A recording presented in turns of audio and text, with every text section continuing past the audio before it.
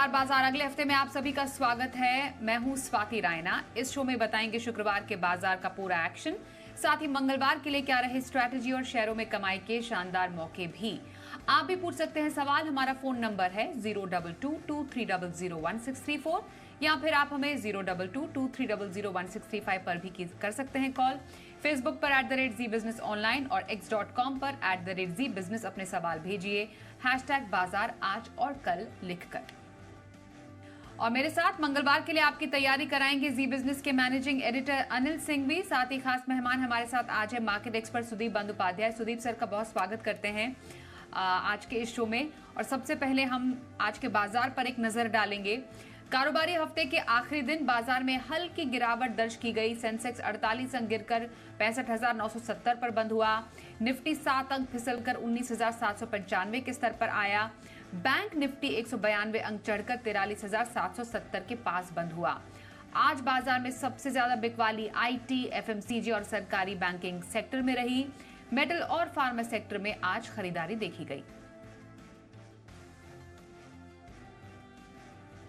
और आइए अब एडिटर स्टेक में अनिल जी से समझते हैं। हफ्ते के आखिरी दिन भारतीय बाजारों में दिखा एकदम सीमित दायरे का कारोबार, जहां न बड़ी तेजी न बड़ी मंदी। निफ्टी हल्के से लाल निशान में बंद होता दिखा, लेकिन 19,800 के बेहद करीब, मुश्किल से वहां से 5-6 पॉइंट नीचे। लेकिन हाँ, बैंक निफ्टी आज कमाल करता हुआ दिखा और बढ़िया तेजी के साथ 43,800 के बेहद करीब जाकर दिन की ऊंचाइयों पर अच्छी मजबूती के साथ बंद होता दिखा। तो सेंसेक्स निफ्टी में जहां ठंडा कारोबार था, छोटे दायरे का कारोबार था, वहीं बैंक निफ्टी आज एक अच्छी रिकवरी के साथ मजबूती दिखाते हुए बंद हुआ। मिड कैप और स्मॉल कैप शेयरों में भी एक्शन अच्छा था, तेजी की तरफ ही था और ये दोनों ही इंडेक्स सुबह से हरे निशान में रहे। मिड कैप इंडेक्स ने तो लगातार 17वें दिन तेजी दिखाई, तो उससे आप अंदाजा लगा सकते हैं नए लाइफ हाई पर मिड कैप इंडेक्स है। और स्मॉल कैप इंडेक्स जो पिछले 3-4 दिनों से हल्का फुल्का साइडवेज कंसोलिडेशन करेक्शन में था, वो भी मजबूती का रुझान ही दिखाता नजर आया। यही वजह थी कि बढ़ने वाले शेयरों की संख्या बेहतर रही कमजोर शेयरों के मुकाबले में। ये सब कुछ तब हुआ जब ग्लोबल मार्केट से संकेत कम में। कल अमेरिका में छुट्टी थी, आज हाफ डे है और उसके बाद सैटरडे संडे तो आना ही है।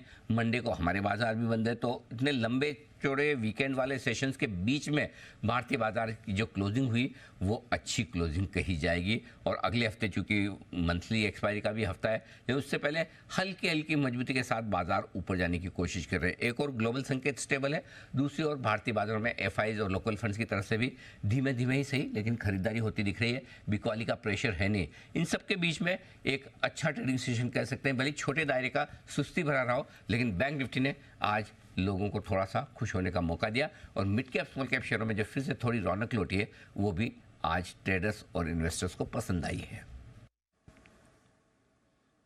और आइए अब संस्थागत निवेशकों के आंकड़े भी देख लेते हैं। एफआईआई यानी विदेशी संस्थागत निवेशकों ने कैश मार्केट में आज करीब 2,625 करोड़ रुपए की खरीदारी की है। वहीं डीआईआई यानी घरेलू संस्थागत निवेशकों ने करीब 134 करोड़ रुपए की खरीदारी की है। और आइए अब चलते हैं सीधे मार्केट एक्सपर्ट सुदीप बंदोपाध्याय जी की तरफ। सुदीप सर, बाजार से अच्छे ही संकेत मिल रहे हैं। एफआईआईज के अच्छे आंकड़े हमें देखने को मिल रहे हैं। हफ्ते की क्लोजिंग कुल मिलाकर देखें तो नॉट दैट बैड, अच्छी रही। अभी फिलहाल आगे क्या एक्सपेक्ट करें? जी, आपने बिल्कुल सही फरमाया। एफआईआईज की तरफ से, ग्लोबल इन्वेस्टर्स की तरफ से एक वापस रिस्क ऑन मूड देखने को मिल रहा है।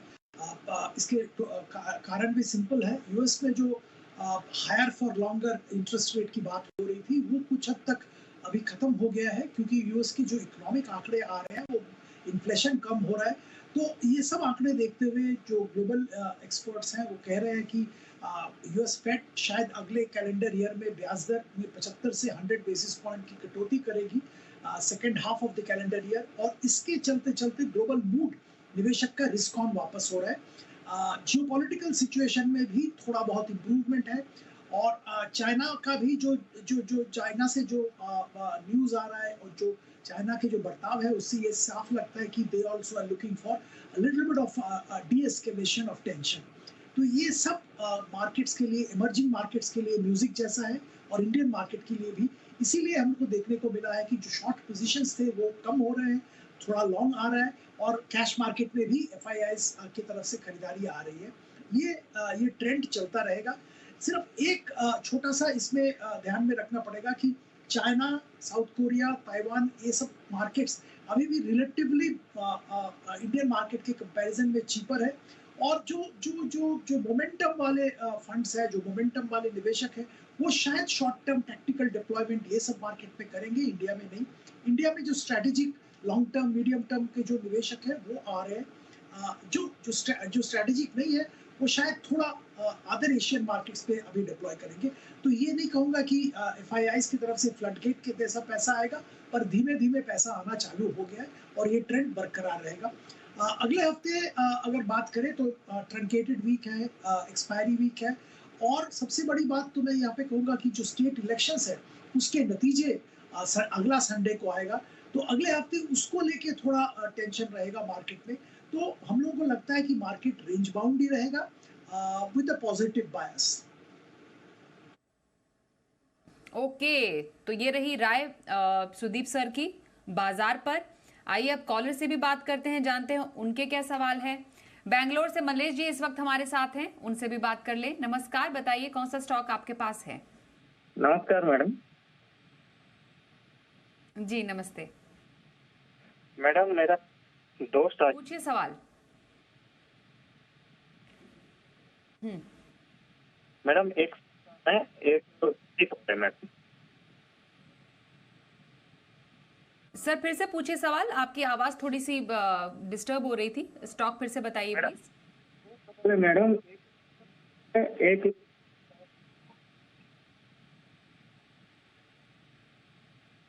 थोड़ा सा मेरे ख्याल से वॉइस में डिस्टरबेंस हो रहा है। आप सीजी पावर, जो हमारी टीम ने हमें बताया, सीजी पावर पर इनका सवाल है, लेकिन उसके अलावा हम आपका सवाल सुन नहीं पाए हैं। लेकिन एक ओवरऑल व्यू ले लेते हैं। आप कोशिश कीजिए सर फिर से हमें कॉल लगाने की, हम आपसे पूरा सवाल लेंगे ज़रूर। सर सीजी पावर हमें नहीं मालूम चल पाया कि सीजी पावर कितनी क्वांटिटी है, कब तक ले रहे हैं, लेकिन सीजी पावर में आज हमने अच्छी खासी गिरावट देखी है। सर क्या चल रहा है इस स्टॉक में, और क्या रहेगा आपका अगर लंबी अवधि में अगर पावर सेक्टर में ऐसे किसी स्टॉक में अगर जाना हो किसी को? देखिए, सीजी पावर बहुत ही अच्छा परफॉर्मेंस स्टॉक मार्केट में रहा है अदरवाइज ऑल्सो, और मैनेजमेंट चेंज होने के बाद, प्रमोटर चेंज होने पर बाद, मुरुगप्पा ग्रुप आने के बाद इसमें एक बहुत अच्छा ट्रैक्शन देखने को मिला। कामकाज भी बहुत अच्छा चल रहा है। पिछले दिनों में अचानक वो सेमीकंडक्टर रिलेटेड न्यूज मार्केट में आया था और उसके चलते एक बहुत बड़ा अपसाइड देखने को मिला था। और ये बात उसमें साफ है कि जो सेमीकंडक्टर का जो असेंबली और टेस्टिंग फैसिलिटी, वो जो जिसका अनाउंसमेंट आया था, वो एक ओवरऑल सेमीकंडक्टर इंडस्ट्री में एक छोटा सा कंपोनेंट ही है, और ये असेंबली और टेस्टिंग का काम है, और ये over a period of time ये लोग सीजी पावर इसमें डिप्लॉय करेंगे। और ऐसे बहुत सारे और भी ग्लोबल कंपनीज है जो कि इंडिया में असेंबली और टेस्टिंग की बात कर रहे हैं। तो उसके चलते जो एक्साइटमेंट मार्केट में देखने को मिला था, शायद उसमें थोड़ा रियलाइजेशन ये हो रहा है कि ये बहुत बड़ा कुछ इवेंट नहीं है, इसी के लिए थोड़ा करेक्शन देखने को मिला है। घबराने की कोई बात नहीं है। फंडामेंटली सीजी पावर अच्छा कंपनी है, अच्छा कामकाज चल रहा है, और लंबी अवधि के लिए अगर आप इसमें निवेशित हैं और या निवेश करना चाहते हैं तो कोई दिक्कत नहीं। ये जो करेक्शन आ रहा है, इसका अपॉर्चुनिटी लेके आप इसको खरीद भी सकते हैं। ओके, तो रही सीजी पावर पर आए। नेक्स्ट कॉलर से बात कर लेते हैं। नमस्कार, अरुण जी हमारे साथ हैं। बताइए अरुण जी, क्या सवाल है आपका? हेलो मैम, मेरे पास एचडीएफसी बैंक के 7 शेयर है 1630 के भाव पर, तो इन लेवल पर और एवरेज कर सकते हैं। और दूसरा है एसबीआई बैंक पर नया निवेश करना चाहते हैं, तो इन लेवल पर एसबीआई बैंक में एंट्री कर सकते हैं। ओके सर, एचडीएफसी बैंक 1630 इन लेवल्स पर क्या राय है सर आपकी इनकी, और एसबीआई बैंक में फिलहाल इन लेवल्स पर एंट्री करने की सलाह रहेगी आपकी? देखिए, एचडीएफसी में आपने थोड़ा ऊपर भाव में निवेश किया है, पर घबराने की कोई बात नहीं है अगर आपका नजरिया लंबी अवधि का है। एचडीएफसी जैसे हम जानते हैं प्राइवेट सेक्टर के दिग्गज बैंक है, परफॉर्मेंस कंटिन्यूअसली इंप्रूव हो रहा है, और हमारे हिसाब से एचडीएफसी बैंक हर निवेशक के पोर्टफोलियो में होना चाहिए, क्योंकि एक ऐसा बैंक है जिसने हमेशा शेयर होल्डर को रिवार्ड किया है। मर्जर के बाद HDFC लिमिटेड के साथ मर्जर के बाद थोड़ा बहुत उथल-पुथल, थोड़ा बहुत परफॉर्मेंस वाले इश्यूज, रिटर्न रेशियोज में थोड़ा दिक्कत आया है, पर ये बहुत ही शॉर्ट टर्म के लिए है, यही हम मानते हैं। आने वाले दिनों में इनका परफॉर्मेंस भी इंप्रूव होगा और मार्केट भी इसको रिवार्ड करेगा। तो आप निवेशित रहिए। अगर आप एवरेज करना चाहते हैं तो करंट लेवल पे खरीद भी सकते हैं, पर अगर आपका नजरिया बहुत शॉर्ट टर्म है तो मैं कहूंगा कि तब आप निवेश मत करिए।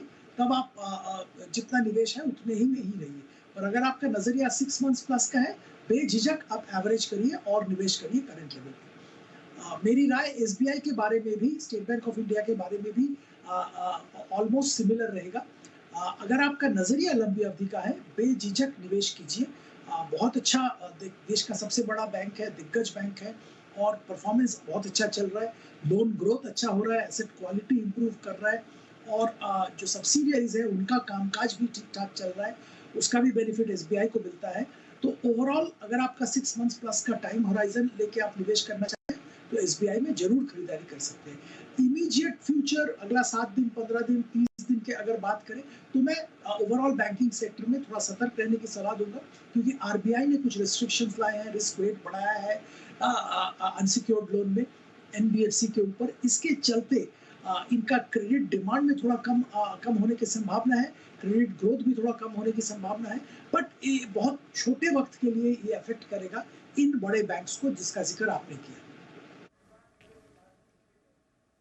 बिल्कुल सर, ये रही दोनों स्टॉक्स पर सुदीप सर की राय। हरियाणा से अनिल जी से भी बात कर लेते हैं। नमस्कार, बताइए कौन सा स्टॉक आपके पास है? नमस्कार मैम, और उपाध्याय सर को भी नमस्कार। मेरा नाम अनिल कुमार, हरियाणा से बोल रहा हूँ। मेरे पास RBL 700 शेयर है @253 और सिटी यूनियन बैंक 1000 शेयर है @140 और टाटा मोटर के 200 शेयर है @665 और मेरा 1 से 2 साल का नजरिया है। तीनों 1 से 2 साल का, मतलब लंबी अवधि का नजरिया। सर, दो तो इनके बैंक स्टॉक्स ही हैं। अभी बैंक स्टॉक्स पर हम बहुत विस्तार से चर्चा कर रहे थे, HDFC बैंक, SBI बैंक पर चर्चा की। अब RBL बैंक,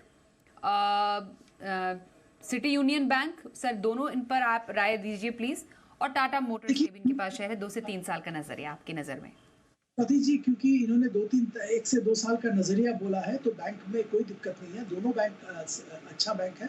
RBL बीच में जो कुछ दिक्कतें आई थी वो दिक्कतें दूर हो गई है और एसेट क्वालिटी लेके जो शंका था वो भी कुछ हद तक खत्म हो गया है। अच्छा खासा ग्रोथ हो रहा है बैंक का और आने वाले दिनों में अच्छा खासा रिजल्ट शेयर होल्डर्स को मिलेगा, तो आप निवेशित रहिए। सिटी यूनियन के बारे में ये कहूँगा कि हमेशा से इनके परफॉर्मेंस अच्छा रहा है। छोटे मझोले बैंक में आता है। पिछले क्वार्टर्स में थोड़ा दबाव देखने को मिला था एसेट क्वालिटी पे और ग्रोथ पे, पर आने वाले दिनों में क्योंकि ओवरऑल इकोनॉमी में ग्रोथ हो रहा है, इसका भी लोन ग्रोथ अच्छा रहेगा, एसेट क्वालिटी भी इंप्रूव करेगा, यही उम्मीद है। तो हड़बड़ा के एग्जिट करने का कोई मतलब नहीं है। दोनों काउंटर में आप निवेशित रह सकते हैं 1 साल प्लस का नजरिया लेके, जो आप कह रहे हैं आपका नजरिया है। अब मैं टाटा मोटर्स का बात करूंगा। आपने बेहतरीन शेयर में खरीदारी की है। टाटा मोटर में ये कहा जा सकता है सारे जो फैक्टर्स हैं इनके पॉजिटिव में है। एक तो पहली बात है EV में बहुत अच्छा कामकाज इनका चल रहा है। दूसरी बात मैं ये कहूँगा कि JLR, पिछले दिनों में सेमीकंडक्टर का कुछ प्रॉब्लम था, उसके पहले डिमांड का इशू था। JLR जो कि जिसका प्रॉफिटेबिलिटी, जिसका वॉल्यूम बहुत बड़ा कंट्रीब्यूट करता है टाटा मोटर्स में, वहाँ पे दिक्कत आ रही थी, पर अभी JLR का बिजनेस भी बहुत अच्छा चल रहा है, तो ये भी पॉजिटिव फैक्टर है। तीसरी बात मैं कहूँगा कि पैसेंजर व्हीकल, कमर्शियल व्हीकल जिसमें टाटा मोटर्स काम करते हैं, वहाँ पे भी बहुत अच्छा डिमांड देखने को मिल रहा है। तो ओवरऑल जो सारे संकेत है टाटा मोटर्स के वो पॉजिटिव है। और एक छोटा सा चीज़ मैं ये भी कहूँगा कि जो नया IPO अभी आज जो खत्म हुआ 70 टाइम ओवर सब्सक्राइब होके टाटा टेक्नोलॉजी, वहाँ पे भी टाटा मोटर्स डिसइन्वेस्ट कर रहे हैं, उसमें भी अच्छा खासा मुनाफा टाटा मोटर्स को मिलेगा और जो उनका होल्डिंग रह जाएगा वो उसका भी एक बहुत अच्छा वैल्यूएशन बम्प अप मिलेगा। तो हम ये मानते हैं कि आप इसमें निवेशित रहिए, लंबी अवधि के लिए बेझिझक निवेशित रहिए, आपको अच्छा लेवल यहाँ से भी देखने को मिलेगा। बिल्कुल, तो आपके स्टॉक्स पर ये रही डिटेल्ड राय सुदीप जी की तरफ से। बैंगलोर से श्याम सुंदर जी हमारे साथ हैं, उनसे भी बात करें। नमस्कार, बताइए आपके पास कौन सा स्टॉक है? मेरे पास नवकार कॉर्पोरेशन के शेयर हैं 400 शेयर। नवकार NAVKAR। बिल्कुल सर। आपका बाइंग प्राइस क्या है? ये है मेरे पास 76 के हैं 400 शेयर। ओके, और व्यू कब तक का है, कब तक रखेंगे? व्यू इसको तो 2 साल हो गया ऐसे रखे, और वैसे इसको होल्ड कर सकते हैं। बाकी इससे निकलने का सोच रहे हैं हम, क्योंकि रेट थोड़े अच्छे आ गए हैं। और एक शेयर है रेडिंगटन का 194 का 100 शेयर। रेडिंगटन, ओके जी हाँ, ओके ठीक है। इसमें कितना लंबा नजरिया? ये तो लॉन्ग टर्म के लिए रखे हैं रेडिंगटन को। ओके, लॉन्ग टर्म के लिए, fine sir. Sudeep sir, Navkar Corporation 2 साल से ऑलरेडी रखा हुआ है, क्योंकि इनकी 76 की खरीद है, सोचे कुछ प्रॉफिट तो बना लें, आपको लग रही है पॉसिबिलिटी आने वाले कुछ समय में? और रेडिंगटन 103 पे लिया है लंबी अवधि के लिए, कैसा लग रहा है सर? देखिए, रेडिंगटन का पहले बात कर लेते हैं। रेडिंगटन में हमारी सलाह होगी निवेशित रहिए। इलेक्ट्रॉनिक का जो डिस्ट्रीब्यूशन जिसमें रेडिंगटन इन्वॉल्व है, वहाँ पे अच्छा खासा प्रोग्रेस हो रहा है। जैसे हम देख रहे हैं कंज्यूमर ड्यूरेबल्स में, इलेक्ट्रॉनिक्स में बहुत अच्छा डिमांड आ रहा है, और रेडिंगटन का बिजनेस भी ठीक ठाक चल रहा है। तो आप यहाँ पे निवेशित रह सकते हैं, कोई हड़बड़ा के एग्जिट करने की कोई ज़रूरत नहीं है। नवकार में मैं ये कहूँगा कि आप थोड़ा मार्केट पे थोड़ा ट्रैक करिए, और अपॉर्चुनिटी मिलते ही आप एक बार एग्जिट ले लीजिए। सलाह तो यही होगी कि ऐसा कोई क्षेत्र में आप निवेश करिए, ऐसा कुछ शेयर्स में आप करिए जहाँ पे मोमेंटम है, जहाँ पे ट्रैक्शन है इकोनॉमी में, जहाँ पे फोकस है। ऐसा किसी सेक्टर में, कंस्ट्रक्शन, इंफ्रास्ट्रक्चर, ये सब से जुड़ा हुआ कैपिटल गुड्स, जो कि इस साल और अगले साल अच्छा परफॉर्मेंस करेगा ऐसा लग रहा है, वहाँ पे आप निवेश कर सकते हैं। नवकार से अपॉर्चुनिटी देख के एग्जिट कर लीजिए। और मंगलवार के बाजार के लिए क्या रहे आपकी खास स्ट्रैटेजी, बता रहे हैं जी बिजनेस के मैनेजिंग एडिटर अनिल सिंह भी। जहां तक मंगलवार के बाजारों का सवाल है, जी हाँ आपने सही सुना, मंगलवार के बाजारों का, क्योंकि सोमवार को भी हमारे बाजार हैं बंद, छुट्टी है। तो अब आप जब मंगलवार को लौटेंगे तो एक तो आज अमेरिका में आधा दिन का ट्रेडिंग सेशन है, तो थोड़े बहुत संकेत वहाँ से मिलेंगे। फिर सोमवार को अमेरिकी बाजार कैसे रहते हैं वो भी देखना है, और मंगलवार सुबह सुबह डाउ फ्यूचर्स क्या कुछ करके दिखाते हैं। तो ढेर सारी चीज़ें जिन पर आपको नज़र रखनी है। पहली चीज़, ऐसे में आज बंद होते होते अमेरिका के फ्यूचर्स 60-70 पॉइंट ऊपर ट्रेड कर रहे थे, यानी कि अच्छा सेशन कम से कम आज तो अमेरिका में होना चाहिए। हमारे अपने संकेतों में देखेंगे कि आज के सेशन में भले ही छुट्टी की वजह से थोड़ा कम कारोबार हो, लेकिन एफआईएस की तरफ का एक्शन क्या दिखता है। 19,800 के ऊपर आसपास की क्लोजिंग अच्छी कही जाएगी, कोई दिक्कत वाली बात नहीं है। और ऐसे में अगले हफ्ते के लिए भी संकेत बेहतर ही है। सपोर्ट 19,650, 19,700 रहेगा मंगलवार के लिए, और ऊपर स्तरों पर 19,875, 19,950 की रेंज। बैंक निफ्टी का जहाँ तक सवाल है, एक अच्छी रिकवरी बैंक निफ्टी ने दिखाने की कोशिश की है। अब सपोर्ट थोड़ा ऊपर शिफ्ट होता दिखेगा बैंक निफ्टी के लिए। 43,450, 43,575, ये 125 पॉइंट की रेंज हो गई आपके लिए मजबूत सपोर्ट। और ऊपरी स्तरों पर 43,975 से 44,050 की पहली रेंज है, जहाँ तक जाने की कोशिश बैंक निफ्टी की हो सकती है। मिड कैप स्मॉल कैप शेयरों में एक्शन रहना ही है भरपूर। अगले हफ्ते मंथली एक्सपायरी भी है, तो सारी निफ्टी बैंक निफ्टी वगैरह की एक्सपायरी गुरुवार को होगी, तो वहाँ पर भी आपको एक्शन भरपूर देखने को मिलेगा। तो 3 दिनों के लंबे वीकेंड के बाद भारतीय बाजार अगले हफ्ते भी अपने एक्शन को आगे बढ़ाने के लिए होते दिखेंगे तैयार। और आइए अब मंगलवार के बाजार के लिए ऑप्शन स्ट्रैटेजी के लिए हमारे साथ हैं खास मेहमान मोतीलाल ओसवाल फाइनेंशियल सर्विसेज की शिवांगी सारदा। शिवांगी, बहुत स्वागत है आपका। जानना चाहेंगे मंगलवार के बाजार में कहां पर आपको मौके नजर आ रहे हैं? जी, गुड इवनिंग स्वाति जी। तो हमने देखा है कि बाजार जो है काफ़ी अच्छा सपोर्ट बेस्ड बाइंग देखने को मिल रहा है। इसमें सेक्टर स्पेसिफिक एक्शन काफ़ी दमदार है। तो पहला पिक मेरा रहेगा HAL पे। पूरे ही इस स्पेस में हम देख रहे हैं कि अच्छा मोमेंटम है, और HAL बड़ी ही कंसोलिडेशन के बाद निकल रहा है और अच्छी बाइंग यहाँ देखने को मिल रही है। 2250 के एक कॉल ऑप्शन में खरीदारी की सलाह रहेगी। करीबन 30 के आसपास ये चल रहा है, तो 15 के स्टॉप लॉस के साथ और 60 के टारगेट्स के लिए हम इसमें खरीदारी कर सकते हैं। दूसरा स्टॉक जो है वो मेरा रहेगा भारत फोर्ज में। कंटिन्यूसली हमने देखा है कि कोई भी छोटे डिक्लाइंस में इसमें खरीदारी के मौके ढूंढे गए हैं, और जिस तरह से अभी इसका वॉल्यूम्स इंक्रीज हो रहा है पिछले एक हफ्ते से, एक अच्छी यहाँ पे सेटअप बनते हुए दिख रही है as we are heading into monthly expiry week. तो यहाँ पे खरीदारी की सलाह रहेगी 1120 के एक कॉल ऑप्शन में, 2 के एक स्टॉप लॉस के साथ और लगभग 13 के एक टारगेट्स के लिए। बिल्कुल, धन्यवाद करेंगे शिवांगी आपका। मंगलवार के बाजार के लिए ऑप्शन स्ट्रैटेजी आपने बताई। सुदीप सर, आपसे हम जानेंगे लॉन्ग टर्म की स्ट्रैटेजी की आपकी फेवरेट पिक्स कौन सी रहने वाली है? 2 शेयर का मैं जिक्र करूंगा। पहला शेयर कंस्ट्रक्शन इंफ्रास्ट्रक्चर सेक्टर से जुड़ा हुआ कंपनी वेल्सपन कॉर्प। ये लाइन पाइप सेगमेंट में दिग्गज प्लेयर है इंडिया में, यूएस में और सऊदी अरेबिया में। अब इंडिया में तो बहुत अच्छा ट्रैक्शन इसमें देखने को मिल रहा है लाइन पाइप सेगमेंट में। यूएस में भी क्योंकि इंडिया की खास बात यह है कि सरकार की तरफ से 50% जो गैस डिस्ट्रीब्यूशन बढ़ाने की बात हो रही है। यूएस में गैस का काम हो रहा है क्योंकि ऑयल, क्रूड ऑयल को लेके बहुत अनिश्चितता है, इसलिए US government also focusing on gas. Saudi Aramco का भी बहुत बड़ा कैपेक्स, बहुत बड़ा प्लान है कैपेक्स, उसके चलते इनको बहुत अच्छा काम मिल रहा है सऊदी अरेबिया में। ये लाइन पाइप के अलावा डीआई पाइप कंस्ट्रक्शन और जो वाटर कैरेज के लिए बहुत जरूरी होता है और सरकार का जो नल से जल स्कीम है उसके लिए ये डीआई पाइप का डिमांड बहुत बढ़ रहा है, तो इसका भी बेनिफिट वेल्सपन कॉर्प को मिलेगा। तीसरी बात है, इन्होंने सिंटेक्स जो water tank, overhead water tank company acquire किया था, उसका करीबन 9% मार्केट शेयर है, उसको इंक्रीज करके 25% तक मार्केट शेयर ले जाने की बात हो रही है। डिस्ट्रीब्यूशन पे फोकस किया जा रहा है, ब्रांड रिकॉल बढ़ाने पे फोकस किया जा रहा है, तो यहाँ पे भी कंपनी को अच्छा खासा बेनिफिट, अच्छा खासा डेवलपमेंट देखने की उम्मीद है आने वाले दिनों में। TMT pipe segment, TMT segment में जो कि बिल्डिंग कंस्ट्रक्शन इंफ्रास्ट्रक्चर में बहुत जरूरी है, वो भी इस कंपनी का एक सेगमेंट है और वहाँ पे भी बेनिफिट होने की संभावना है।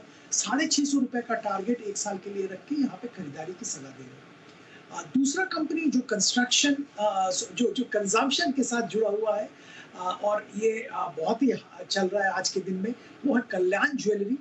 टाइटान का परफॉर्मेंस, टाइटान का जो वैल्यूएशन वो तो हमने सब देखा है, पर कल्याण भी पैन इंडिया प्लेयर बन गया है और अभी फोकस कंप्लीटली कर रहे हैं ये नॉन साउथ मार्केट में एक्सपेंशन का।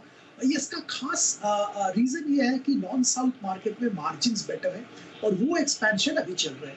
दूसरी बात यहाँ पे है कि जो एक्सपेंशन हो रहा है खास तौर से वो फ्रेंचाइजी मॉडल में हो रहा है, जिसके चलते इनका कैपिटल रिक्वायरमेंट कम हो रहा है और रिटर्न ऑन इक्विटी आने वाले दिनों में बढ़ेगा।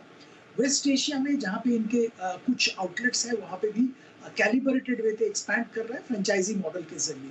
तो ओवरऑल आने वाले दिनों में return on capital employed, margin significantly improve करने की संभावना है और ये सारे टाइप के ज्वेलरी और सारे सेगमेंट और ओकेशन केटर करने के लिए इनके पास जो ब्रांड्स हैं वो केटर कर ही रहे हैं। ओवरऑल यहाँ पे 450 रुपए का टारगेट 1 साल के लिए रख के खरीदारी की सलाह दे रहे हैं। बिल्कुल सर, तो वेल्सपन कॉर्प और कल्याण ज्वेलर्स में लंबी अवधि की खरीदारी की सलाह आ रही है सुदीप बंदोपाध्याय जी की ओर से। बहुत धन्यवाद सर, हमारे साथ आज के इस कार्यक्रम में शामिल होने के लिए करेंगे आपका हम। और इसी के साथ बाजार अगले हफ्ते में बस इतना ही। रुकते हैं एक ब्रेक के लिए, देखते रहिए जी बिजनेस।